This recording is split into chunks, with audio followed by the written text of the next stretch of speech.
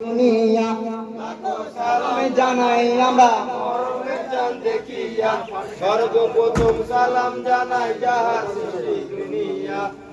সালাম নবী পাক মাজারে সালাম কাবা শরীফে তারপরেতে জানাই সালাম শহীদ কারবালাতে যে কারবালায় শহীদানে রক্ত গেছে ভরিয়া সর্বপ্রথম সালাম জানাই যাহার সৃষ্টি দুনিয়া।